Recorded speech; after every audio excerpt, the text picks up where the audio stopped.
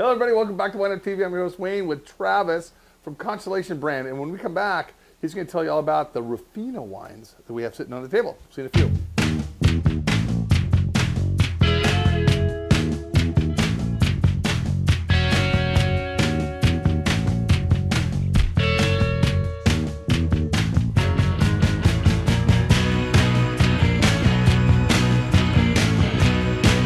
Hello, everybody. Welcome back. Travis.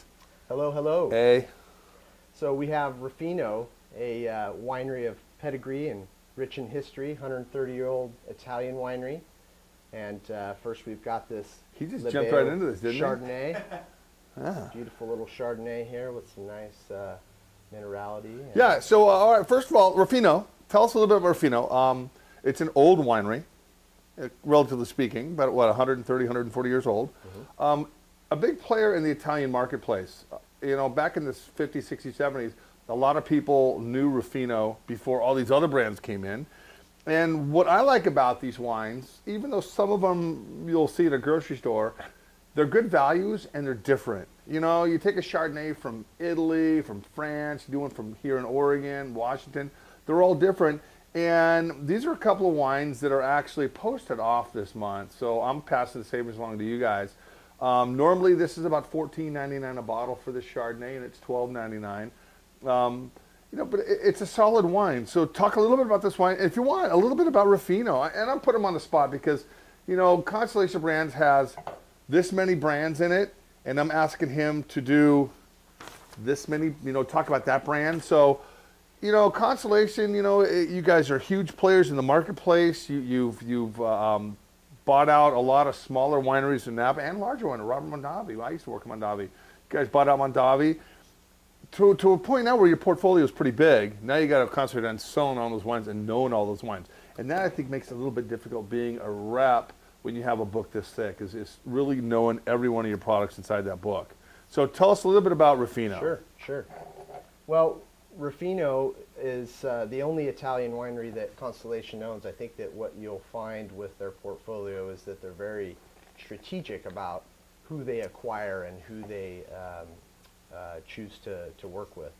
So having said that, Ruffino has a lot of weight behind it in terms of the history that they bring. And so the Chardonnay is very interesting. It's unoaked.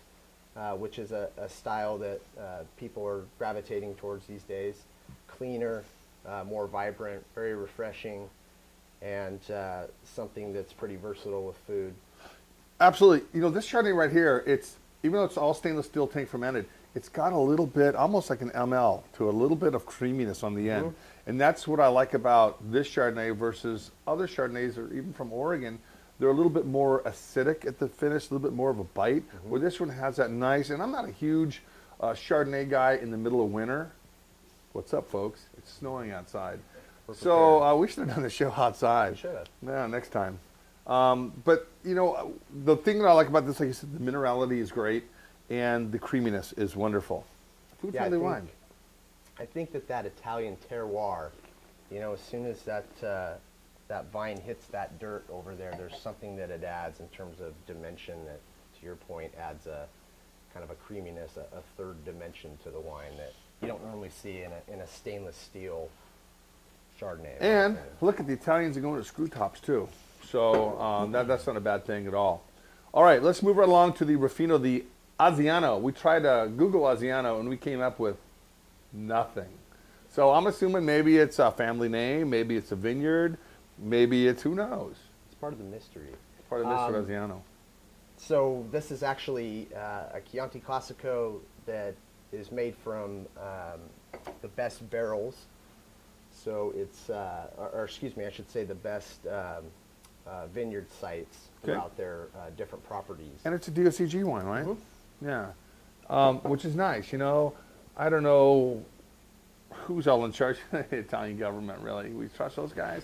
They probably have all these labels they keep putting around everything. But you know, when you look at the history of Italian wines, which goes back a long time, but the DOC thing's probably since the 30s or 40s.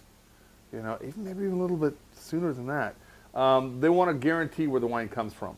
So if that mafia, keep it figures out the DOCG thing, I think we're going to be okay. What I like about this wine, again, it's posted off, normally about $16.99 a bottle. It's $13.99 a bottle.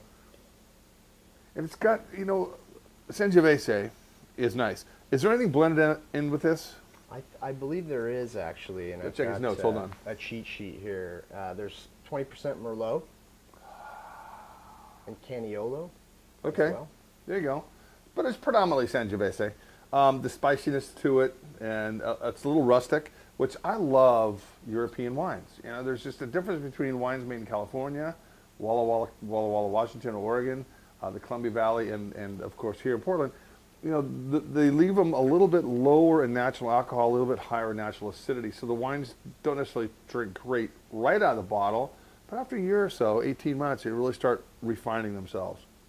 I think it's got enough meat on the bones, if you will, but then it's very balanced and refined, and glass one will typically lead to glass two. So yeah, no, this is nice. This is very pleasant on the palate. There's nothing obtrusive about this wine, and I think it's a pretty good value wine. It's nice being able to find a wine that is in your price range. And when people come into my shop, first thing I ask them is, what's your comfort zone? You know, I mean, if it's $10, I'm not going to put it into a $20 bottle of wine. If it's 12, I might try to put them in a $13 bottle of wine, but I want to keep the quality high as well. All right, anything else you want to tell me? You know, there's lots of wine out there, and it's nice when someone can give you this kind of intimate impression of the wine. So you're doing a service. Well, I'd rather have the intimate impression of the wine than the intimate impression of us. Yes. Doesn't make for a good video. Yes, anyway, Travis, thanks a lot for stopping by, man. I put him right on the spot, by the way, guys. So I'm a little bit more comfortable than he is. Okay. And that's all, folks. I will see you guys later.